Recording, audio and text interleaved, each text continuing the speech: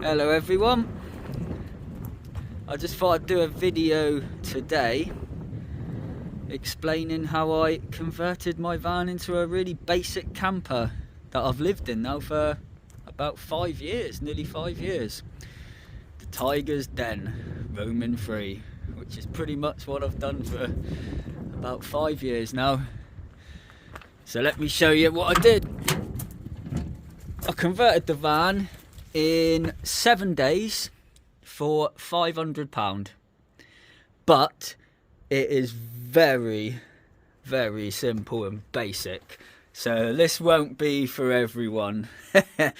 But I got a full-size double bed, queen bed, and it does fit right across. I'm 5'10" and I can fit across the van. I mean, if you're any taller you're gonna have to sleep at an angle, but that's the way I've done it. Full-size double bed. Underneath I've just got lots of plastic tubs with spare cans of gas, like wipes, cleaning materials, blankets and whatever you might need. I've got a little sofa here I made out of a piece of memory foam and fabric stapled over the top of it, and underneath I've got storage, all my pots, pans and whatever for the kitchen. That's all my camping gear on the other side. And in this one here, because it's all boxes, got all my bottles of water, got my little gas stove for cooking on. That bowl I use as my sink or to strip wash with.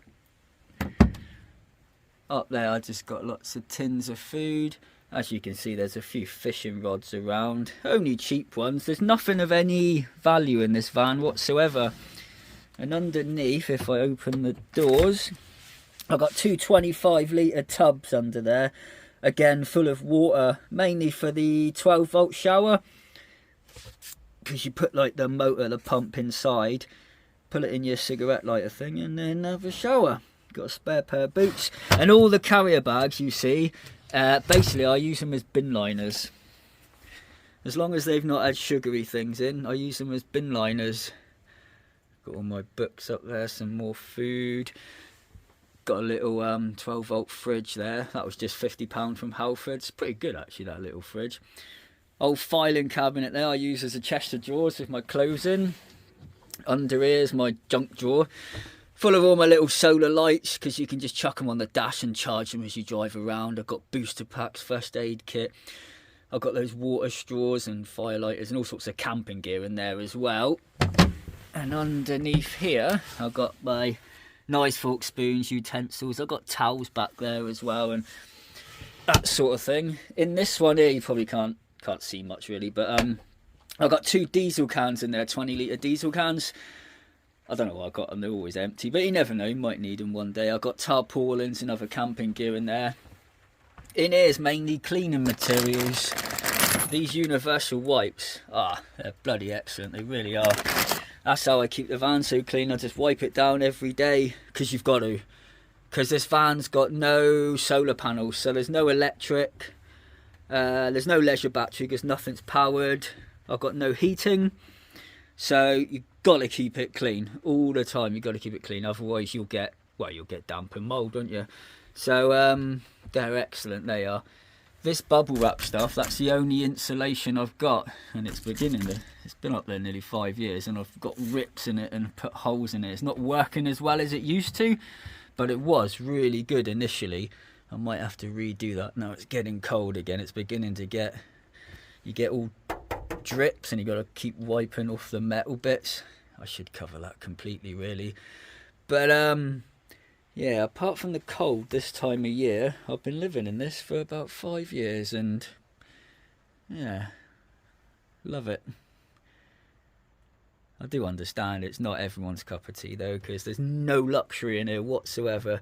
It's just one up from camping really. It's so basic. Oh, there's a toilet under there. It's double boxed and a sealed toilet, so it's quite, for hygiene really. But yeah, so that's it really. That is my van. That's all it is. It's so simple and basic, but it only costs £500 to do, and it's all boxes, just boxes bolted into each other. And in the front, as you can see, it's literally just your typical van. I've done nothing in the front. You wouldn't even know it was a camper really, because well, the writing on the side of it gives it away really, but there's no windows in it or nothing, so that's my van. Hopefully I've gave someone some ideas maybe, but depends how how basic of a van you want to live in.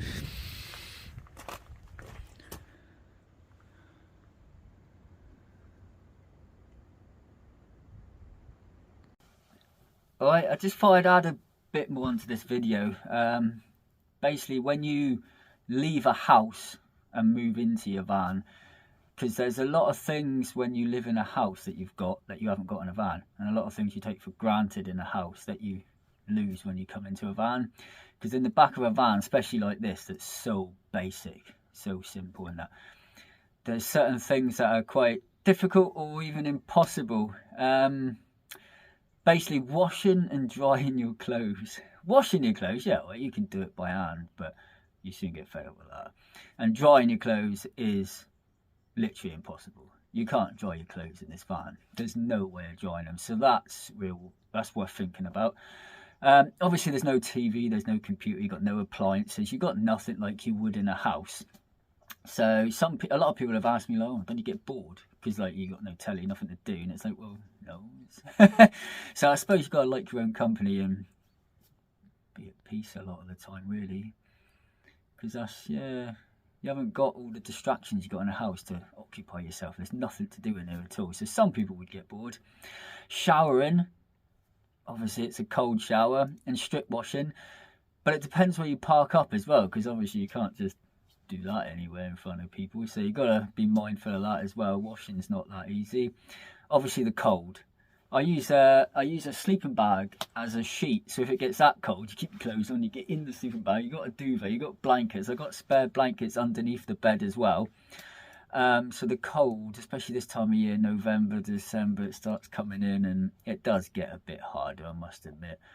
But cooking as well, it's all quite simple, basic food, because I've only got that single ring stove, so there's no cooking 3-course meals or baking any cakes or nothing like that. So it's real simple food, but it's fine. But I just thought I'd say about what you go without when you move into a van, especially one as basic as this. It's my choice, I'm not complaining, I love it, it's great. But if anyone else is thinking, oh, I'm going to give up my house and go into a van, and off I go, no electric, no heating, no nothing, and yeah, you might be in for a shock. So there's a lot of things we go without in a van, because it is a very simple life. It's great, love it.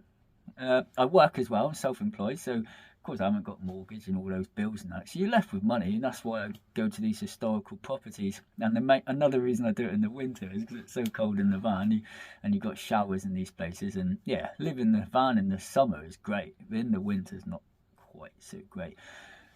But it is a lot cheaper life, so you're left with money if you work. Obviously your van can go wrong, yeah, and that can cost a lot of money, but it's still not like a house. Yeah, I just wanted to add that on the end, really, to say certain things are quite difficult in the back of a van. Yeah, it's a basic life, but it's not always an easy life. It's not as easy as a lot of people might imagine it is. In the summer, it's great, but in the winter, it's not that easy of a lifestyle, really. Not when you're in a van as basic as this. But it's my choice. I could have electric, I could have heating, I could add it all if I wanted, but then it's just all extra cost, and you got all the extra maintenance, and things go wrong and you got to repair it. It's all extra cost, so I can't bother with it. So I'm perfectly happy with how I do it, but I just wanted to add that on the end to make people think about that before they just go off and do something. So yeah,